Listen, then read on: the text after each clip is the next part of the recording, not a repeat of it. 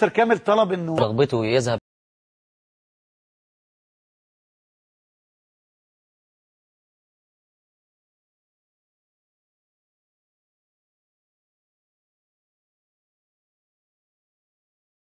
لأي نادي، أنا ما عنديش مشكلة في الرغبة.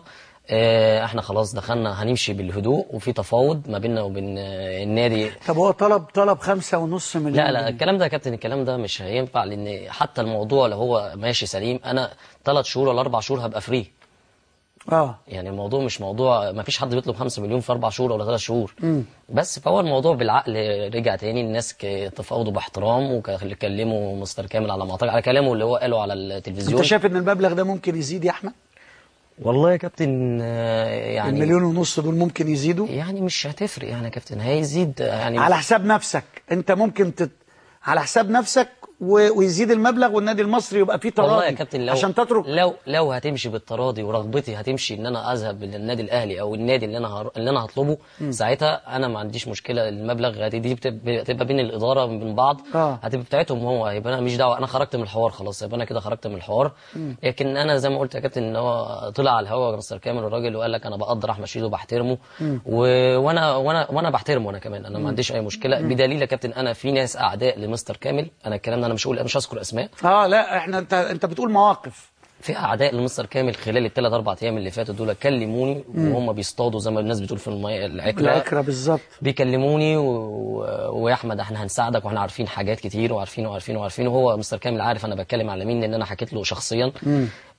كلموني وكلمت مع الناس قالوا لي احنا هنعمل معاه كذا، قلت لهم يا جماعه الراجل ده انا اتربيت معاه وكلت معاه عيش وملح، استحاله مهما عمل فيا انا مش هعمل كده، مهما عمل كده انا ماشي قانونيا في ورق ماشي بيه قانونيا، لكن اي حاجه تاني مخالفه بالطريقه دي انا ما بمشيش بيها. انا اتربيت على التربيه، والدي ووالدتي ربوني على تربيه ان انا ما اخونش البني ادم اللي كان معايا عيش وملح. فانا كلمته وهو احترمني وقال لي احمد انا بشكرك، وانا دي النقطه يا كابتن اللي انا بقولها لك، لان الموضوع ده مهم جدا بالنسبه لي. فانا الناس ديت قالوا لي اعتبرنا ما كلمناكش، لكن انا لازم اوصل له جزئيه، انا بحترمك وبحبك وبحب جماهير بورسعيد، وزي ما قلت لحضرتك انا اتمنى امشي بالتراضي، بس رغبتي تستمر في الاخر. طب احنا نحاول نجيب مستر كامل على التليفون يا جماعه وهو في المغرب، بحيث ان يعني يبقى في كده لقاء عبر الاسير. قول لي لما النادي الاهلي يكلمك حسيت بايه؟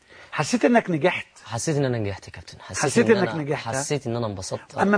اما مشيت جاي تمشي من النادي الاهلي كان عندك في قرارة نفسك انك راجع النادي الاهلي؟ هتصدقني يا كابتن؟ هصدقك طبعا والله العظيم. وانا ماشي من النادي الاهلي طلعت من الباب اللي يودع على الاوبرا، وقفت بره يمكن ينادوا عليا تاني.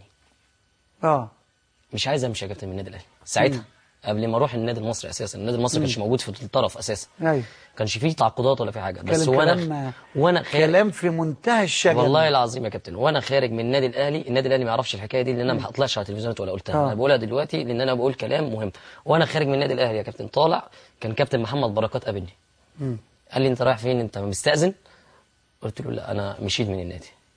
احكي لنا لحظه ما مشيت من النادي الاهلي. هو كابتن محمد بركات الوحيد اللي خلاني حزنت يعني. قول لي جت ازاي اللحظه؟ جت ازاي يا كابتن؟ وانا الناس كلموني وقالوا لي ان انت يا احمد عايزين نجيب لك عرض، احنا هنأيدك معانا. مين اللي قعد معاك؟ كابتن حسام بدري.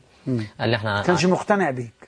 والله ما اعرفش، هو ما كانش مقتنع يعني، والله اعلم. مع انه طلع على قناه مودرن برضه قال لك احمد شيد اتمنى لو يرجع الاهلي، اعتقد قال كده الكابتن حسام على. طب ازاي سابك وازاي سابني يا كابتن؟ الظروف اللي بقول لك عليها، ان انا ممكن ما كنتش ابقى ناضج، انا مش عايز احكم على نفسي. تمام. انا دلوقتي احكم على نفسي. يعني انا دلوقتي ممكن احكم على نفسي. انت كام سنه دلوقتي؟ انا دلوقتي 24. وسبت النادي الاهلي وانت عندك 21 سنه؟ 20 او 21. شايف ان بدري قوي ان يتحكم عليك وانت عندك 21 والله سنه؟ والله يا كابتن دي كانت قرارات المجلس الاداره نفسه، فانا لما بس ده مش اول قرار للنادي الاهلي يمشي لعيب ويشتري تاني. ما هي يا كابتن الموضوع مش موضوع الشراء، وانا بالنسبه لي دي ما تفرقش معايا، اكتر ما تفرق معايا ان انا لما مشيت